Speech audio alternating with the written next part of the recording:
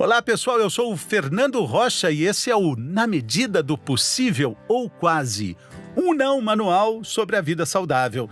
Não manual porque a gente, felizmente, não tem manual.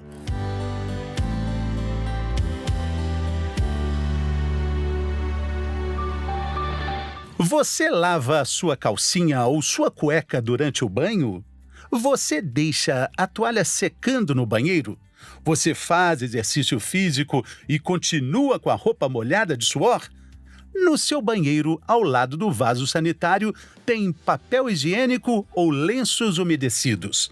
Essas perguntas fazem parte da rotina da nossa convidada desse episódio, a cirurgiã do aparelho digestivo e gastroenterologista, doutora Vanessa Prado. Vamos lá, doutora, bem-vinda. O que há de errado com o papel higiênico de todo dia, doutora? Tudo bem, Fernando? Obrigada pelo convite. Vamos esclarecer as dúvidas.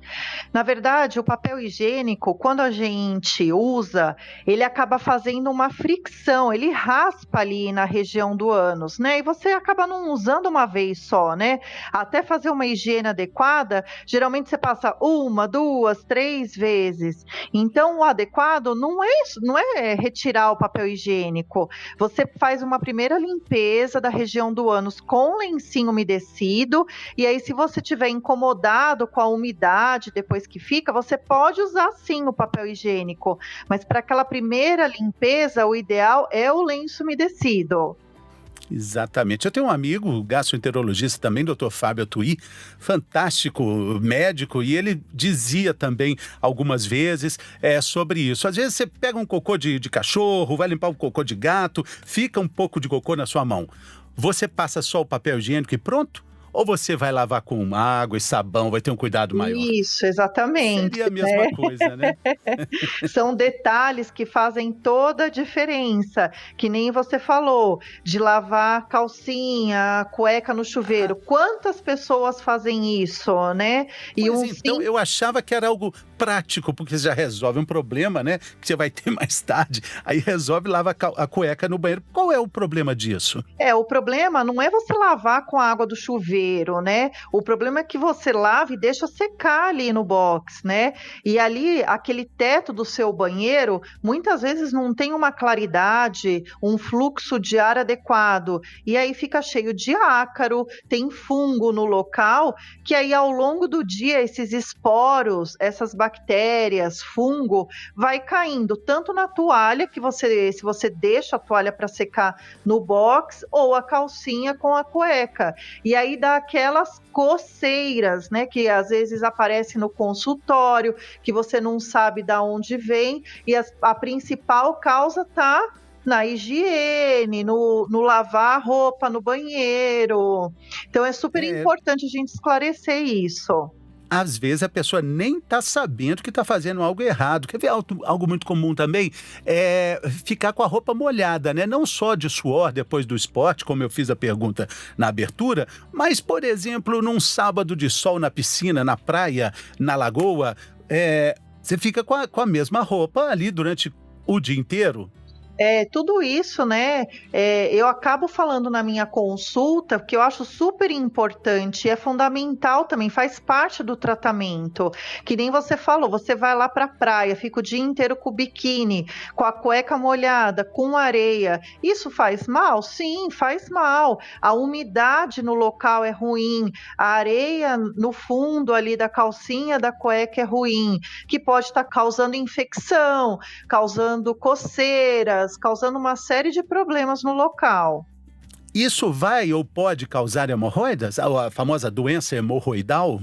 Não, hemorroida ela é causada por uma outra situação. Se você tem hemorroida e tá com a roupa molhada, tá com areia no bumbum o tempo inteiro, prejudica a inflamação dela, mas não o aparecimento. Todo mundo tem hemorroidas.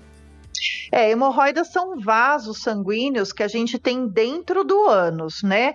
Esses vasos, eles não são perceptíveis no nosso dia a dia. Aí você fala, todo mundo tem hemorroida? Todo mundo tem os vasos sanguíneos que vão originar a hemorroida. A hemorroida é originada por que motivo? Que é um inchaço, né, desses vasos sanguíneos. É um inchaço dessas veias na região do ânus.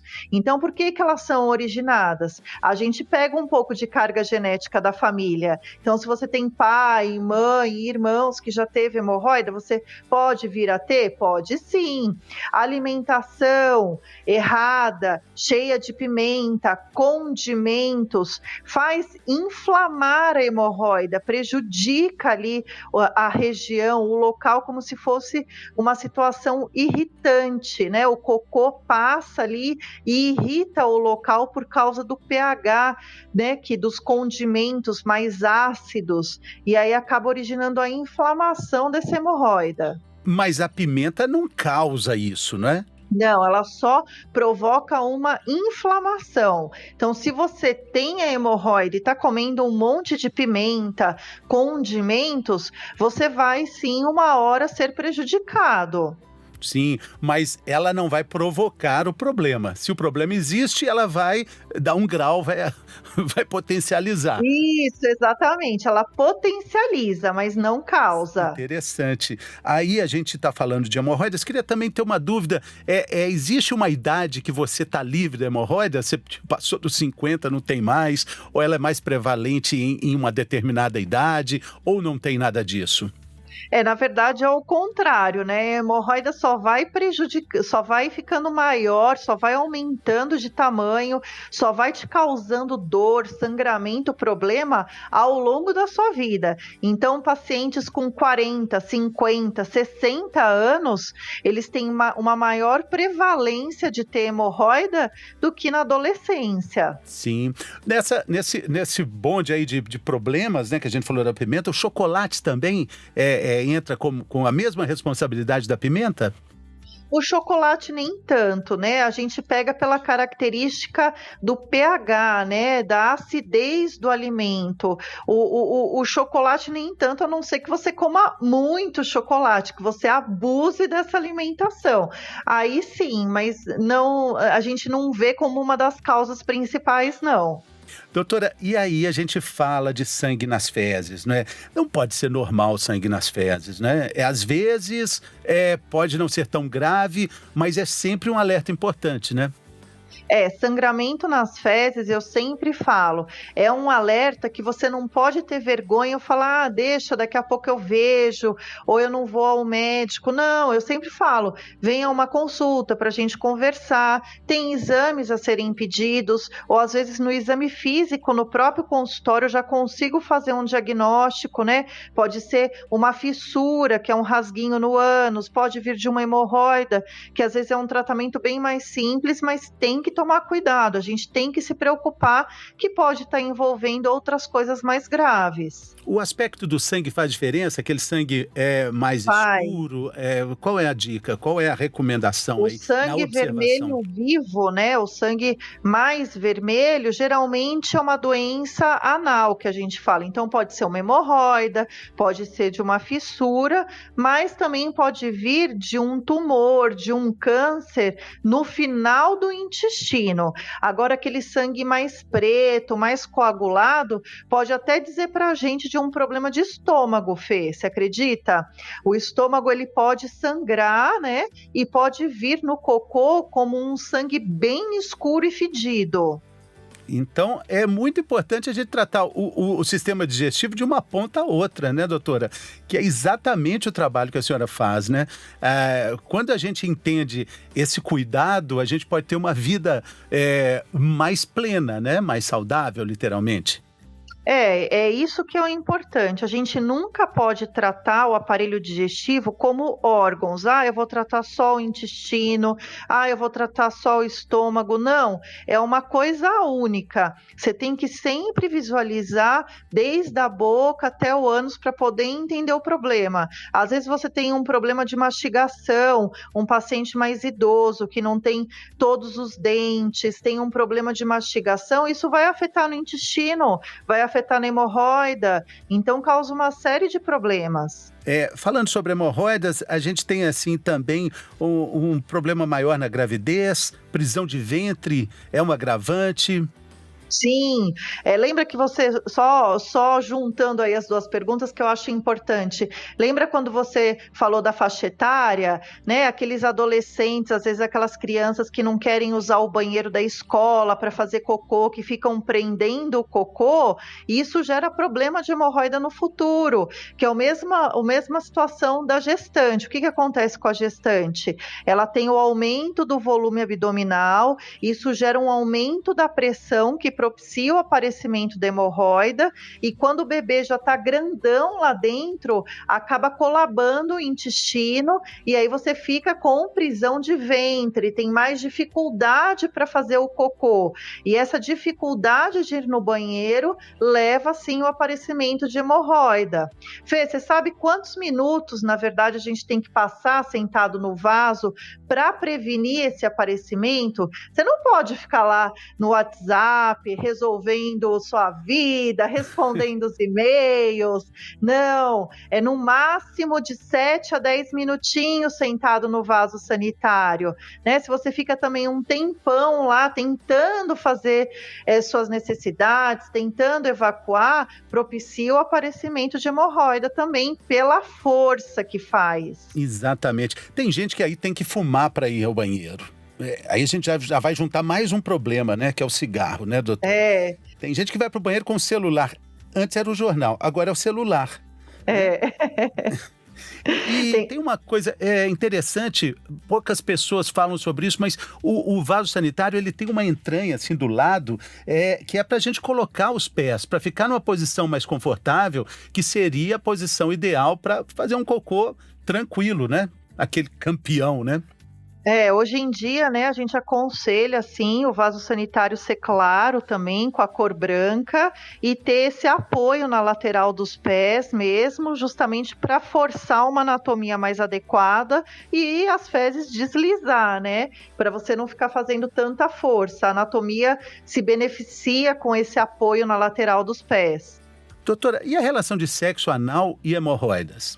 Na verdade, o sexo anal ele não causa hemorroida, ele propicia a irritação do local se não lubrificar bem as duas partes, tanto as duas pessoas têm que ter uma lubrificação bem adequada, justamente para o atrito não prejudicar a inflamação no local. Sim. Existem outros problemas muito comuns dentro do escopo de atendimento de uma cirurgiã como a senhora, né, uma gastro, né? Estão falando aí de dores abdominais frequentes, síndrome do intestino irritável, gastrite. A senhora falou muito bem, né? Não dá para a gente tratar o aparelho digestivo órgão por órgão, né? Mas essas coisas vão aparecendo e uma vai causando outra, né? Exatamente. É o que eu sempre falo. Dor abdominal, não menospreze os sintomas.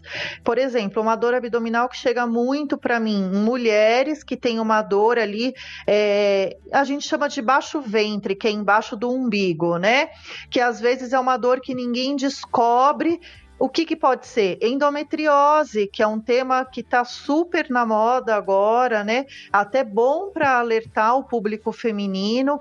Então, a gente não pode deixar de pensar nisso, né? E outras causas do aparelho digestivo, mas a gente tem que pensar sempre como um todo. E logo a endometriose, que tem um diagnóstico muito difícil também, né?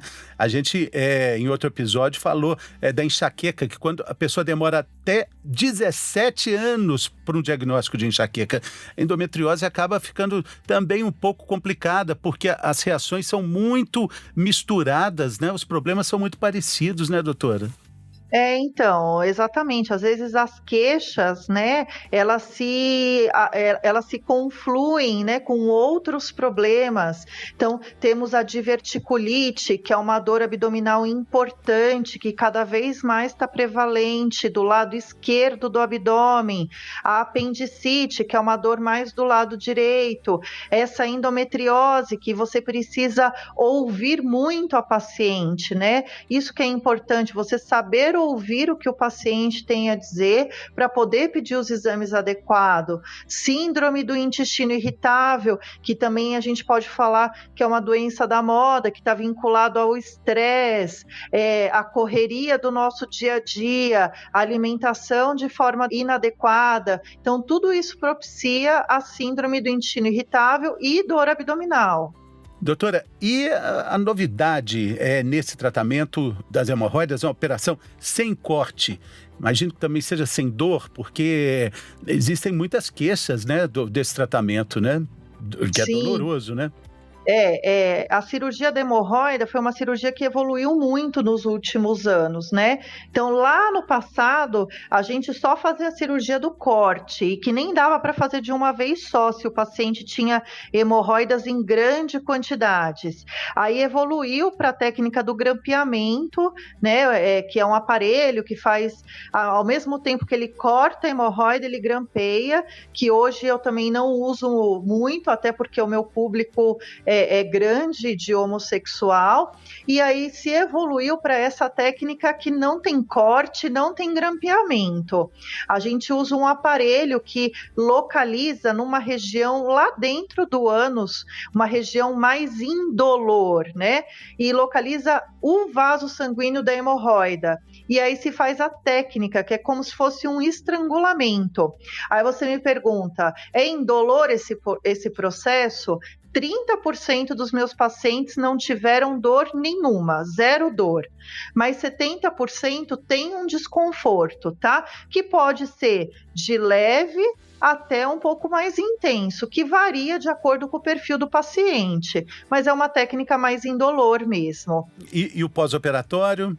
O pós-operatório é bom porque não tem que ficar passando pomada, não tem que fazer banho de assento, é mais mesmo com o remédio e as minhas orientações. Eu falo que essa cirurgia é uma cirurgia em conjunto, porque eu fico assessorando o paciente 24 horas. Aí você me pergunta, precisa disso? Precisa, porque às vezes uma coisa que o paciente acha que é normal no seu dia a dia, não é normal para o pós-operatório da cirurgia. Sim. Então eu tenho que ficar controlando quantas evacuações ele vai fazer, se ele está com muita, com pouca dor, e aí eu vou manejando os remédios. E tem um sucesso muito bom dessa cirurgia. Muito bacana. Bom, doutora, eu acho assim que o tratamento, né, do nosso intestino, do nosso sistema digestivo, né, ele parte também de um olhar para dentro do nosso organismo, nosso funcionamento, né? A gente tem socialmente vergonha de olhar para nossas fezes, né? Olhar o cocô. O professor Murilo Pereira, de modulação intestinal, fala muito bem sobre isso, né? Se a gente tem um cachorrinho em casa, o cachorrinho está fazendo cocô mole, todo mundo, gente, o que ele comeu? Nossa, vamos mudar a comida. E tem gente que passa quase que a vida inteira fazendo cocô de forma errada e não vai olhar para isso, né? E é super importante, né? Isso faz parte, né, de ser saudável, né? De você melhorar os seus hábitos no dia a dia, né? Eu tenho paciente que fala, que vem aqui e fala, eu passo 2 horas sentado no vaso sanitário. Isso é insalubre, isso é insaudável, não existe isso. Você tem que ter uma meta aí de idas ao banheiro a cada 10, no máximo em 10 minutos. Se não está assim, tem que procurar o especialista para poder te orientar. Exatamente. E aí dá para viver com muito mais qualidade de vida, né, doutora Vanessa? Sim. Queria te agradecer a sua participação, dizer que suas informações foram muito válidas e nosso podcast vai ficar aí para uma consulta a todo tempo, a qualquer momento, para ajudar as pessoas a viverem mais e com mais qualidade de vida, na medida do possível, sempre, né? Tudo na medida do possível, sempre muito bom. Muito obrigado, viu, doutora? Boa sorte. Obrigado pela generosidade aí da entrevista. Eu que agradeço o convite, viu? Fico à disposição aí. Valeu. Até a próxima, pessoal.